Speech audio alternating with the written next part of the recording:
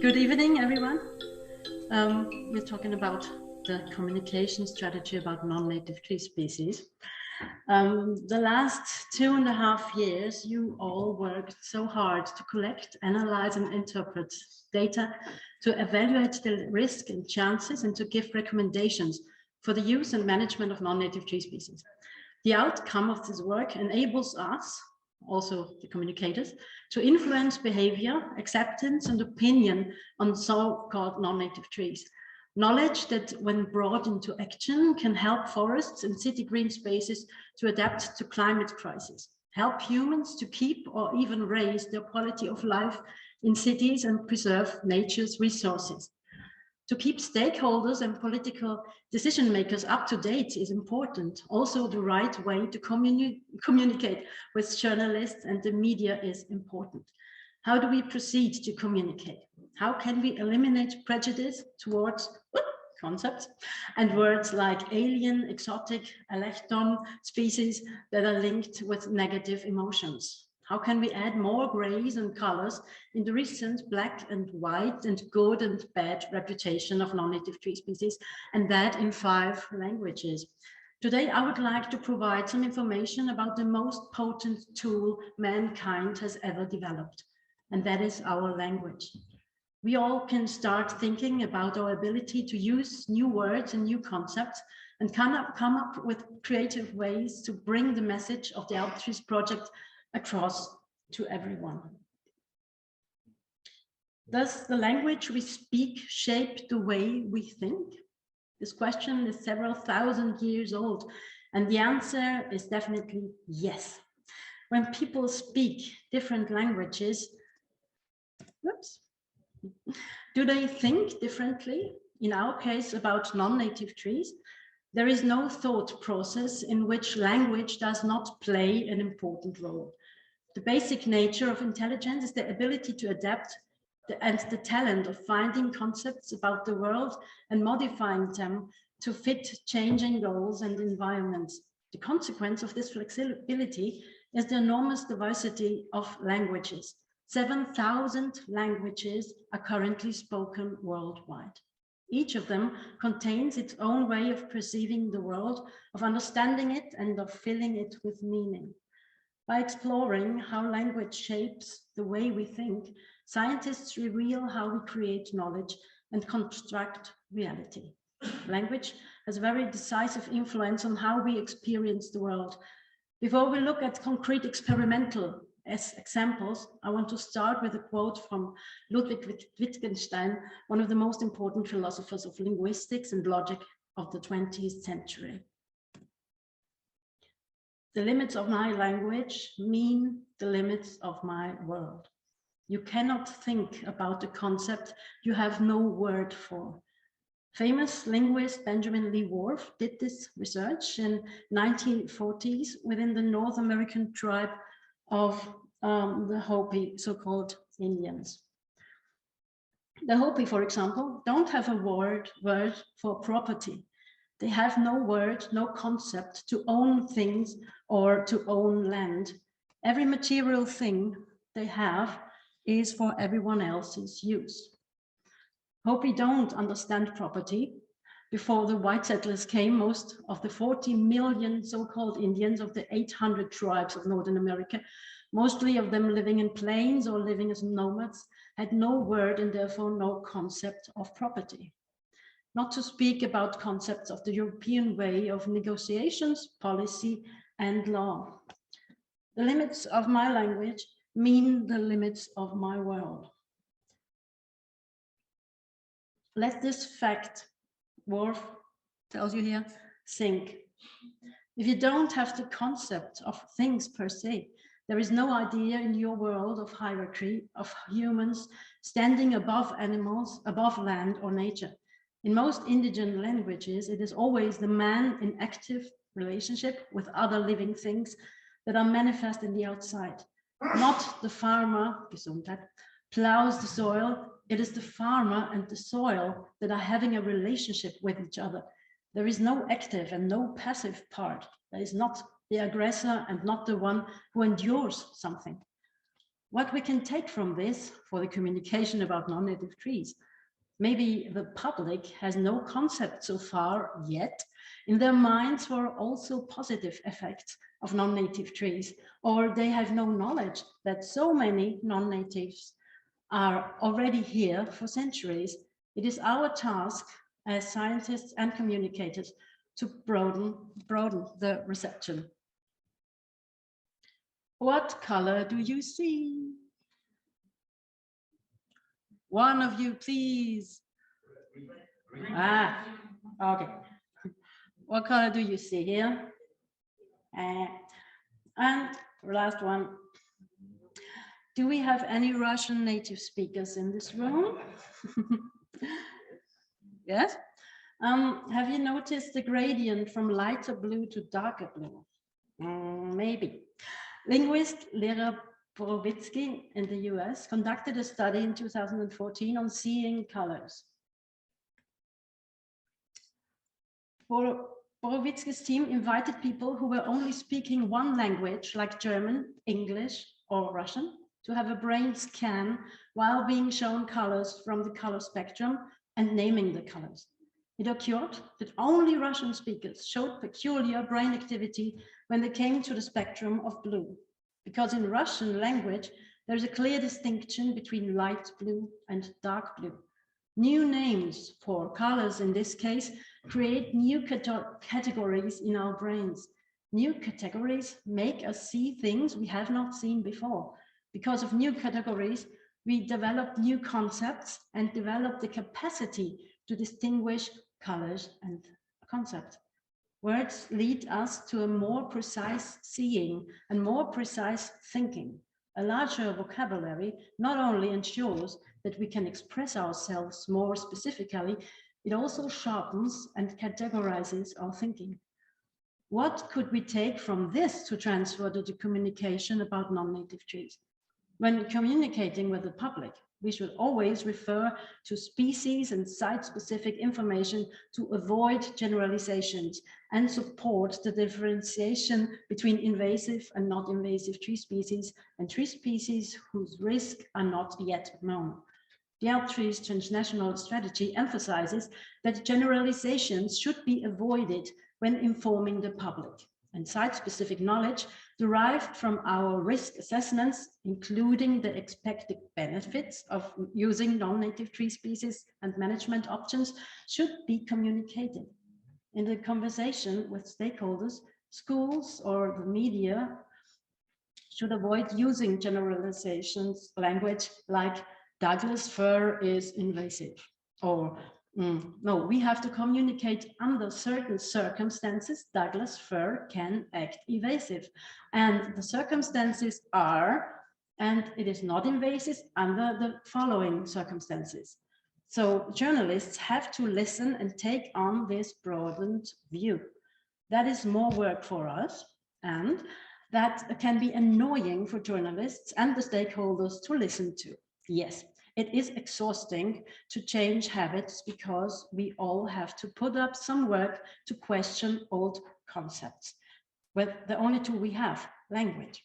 But we create new concepts that lead to new habits of speaking that have impact in acceptance and diversification of the public opinion.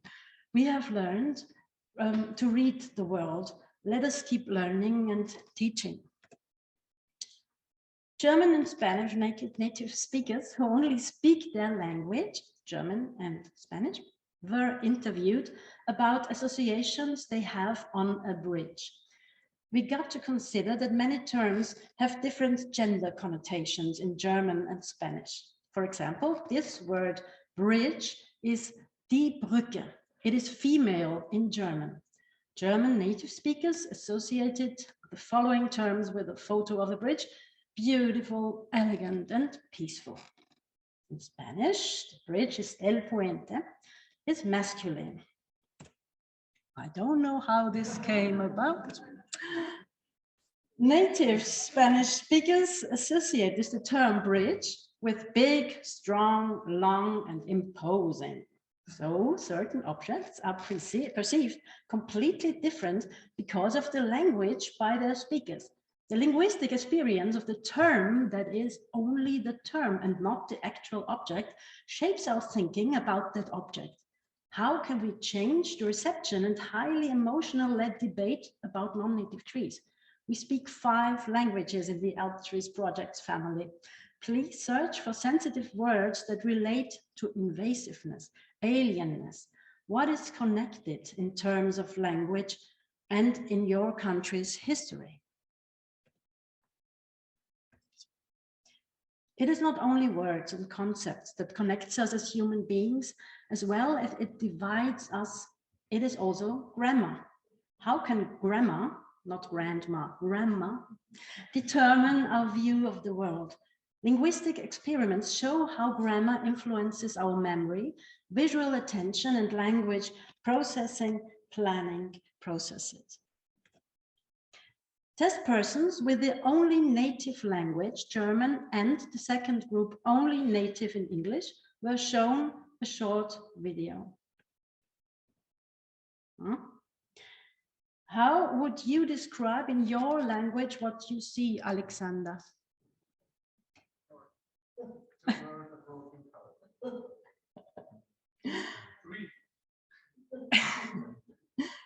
English native speakers described this course that 2 women were walking across the path. In the experiment, also eye movement was measured, and it was thus possible to understand that German native speakers showed a significantly stronger fixation on the end point than English native speakers who focused on the walk. How was this possible? Grammar. There are languages with aspect markers, such as the ing ending in English, going.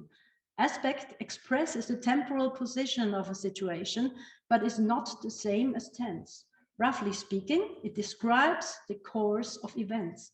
In German, we do not have this aspect marking. German speakers told, 2 Frauen gehen auf ein Haus zu. Translated only by syntax, 2 women go towards a house. If you compare languages with and without aspect marking, like English and German, you can see clear differences in the perception of the situation. So language is responsible and influences visual attention. Memory was also tested by showing the scene again, but now without the end point being visible. After some hours, the native speakers in English and German were asked to determine what had been removed in the picture. Those who had an aspect marker in the language, the English speaker with going, were poor at remembering the endpoint. Some did not remember a house being in the picture, whereas 100% of German speakers remembered the house clearly. So memory is also influenced by our language. In German, the focus is on the completion of an action. In English, the focus is on the course. Different perspectives are taken on the same event depending on the mother tongue. The structure of anyone's native language strongly influences or fully determines the worldview we all acquire as we learn our mother tongue. The habits of mind that our culture has instilled in us from infancy shape our orientation to the world, orientation in time, and shape our emotional responses to the objects we encounter. Language constructs reality. Consequences go far beyond what has been experimentally demonstrated so far. Language has a clear impact on our beliefs, values, and ideologies. The goal of our communication about non-native trees, risks, and chances is to give all citizens equal access to the latest information by overcoming language, digital divide, and age barriers. We should translate guidance and training material as well as policy documents and all relevant project results in local languages. We should support appropriate education initiatives at all levels in school, universities, and stakeholders' organizations. Having had a glimpse into linguistics, can we now be better communicators, being more sensitive to barriers and how to get our message across to the world about non-native tree species? I hope I served this process, and I invite you to join. Thank you. Okay, thank you, Petra. And I guess there are not many questions because it's a very specific topic. But if there are, please. There is one remark. We make the most important mistake we make ourselves by using this concept of non-native tree species. Instead of just talking about trees, the non-nativeness is just a question of the time these tree species are here. I mean, the beech is in Northern Europe for 4,000 years, the maple for 2,000 years, and so on and so on. And then there are more trees coming. And by dividing between non-native and native, we make an us and them. That means a good and bad. And we start ourselves the problem. Right, but the moment you encounter the problem, that you see you have a problem, and what is possible with language makes you responsible for your language. You can now choose how to communicate the non-native or alienness. You now, I hope, you won't approach journalists and just saying, oh, Douglas fir is invasive. You know, ring, ring. No. Of course, but what I mean is that when we start such a process, the meaning of paving the road for these new tree species, we should think about the concept we use, because now everybody knows about non-native tree species because we spread the word non-native tree species. That's what I mean. Now there's a barrier in the minds of the public opinion. They are negatively. It's very awful. Yeah. And now it's time that we break up those barriers, and by telling media over and over again, not getting tired to say it may be invasive under the following circumstances. So if there is more gray and color in the debate, then also it takes time. It takes years maybe, but it will take time till it's in the minds that it's not black and white, like in every aspect of life. Florian. From the back. The bottom. Thanks a lot to the two ladies who gave a very nice twist at the end of this this discussion round to the entire conference. I think so. It's very nice to see also some philosophic approach here, which kicks us out of our more technical thinking. And I'd like to provide a combined question. To Renee, I wanted to know, so is there anything what we can really say that is the alpine opinion here? Can we draw some really essence out of that? And then further to you, Petra, actually from what you have shown, we need to kind of consider this in the background when doing such analysis like Renee is showing. We need to compensate or balance with your insights, results that Renee gives. Can this be somehow measured and applied, or how do you deal with that? Yeah, it can be measured by reading newspapers and for the first time reading what you had really in mind communicating. So journalists stop to cut out several aspects you said and keeping out all the gray shades you mentioned. Yeah, if you say Douglas fir may be invasive, and you know, media is quick, they cut it down, and then Florian Kraxner said Douglas fir is invasive, and you never had this in mind. And it's very often not the quality media approaching you. So it can be only measured by your own eyes in the newspaper.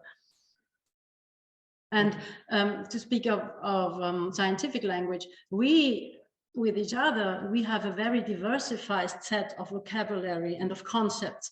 We know about terminology, and different subjects can have the same terminology, but they have other concepts. We know this because we are academically trained, but it's all about how to communicate with stakeholders or with political influencers and with the public opinion, people who sometimes don't have this set of concepts on the of possibility to think in gray shades. Yeah, thank you, Florian.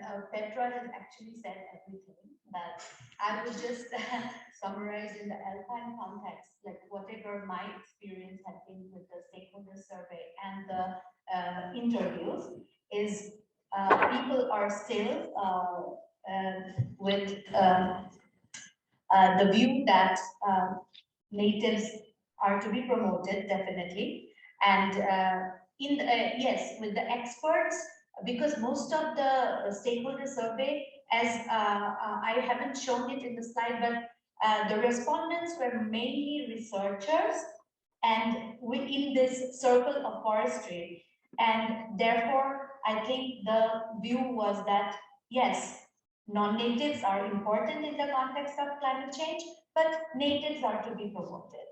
But yeah, I mean, again, as I was talking about narratives, narratives are something which is institutional and with people like us, you know, researchers and other scientists, and they are the ones who actually shape the narratives, the story, and I'm sure these entities are invasive or alien or exotic is again shaped, this narrative was shaped by ecologists and scientists.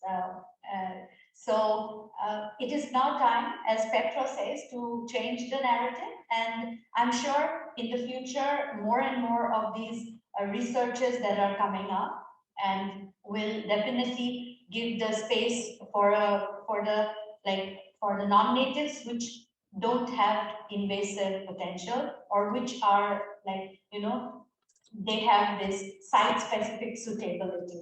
Yeah, and I'm failed to mention here that Anya's site-specific risk assessment is also a very important part of the policy decision making.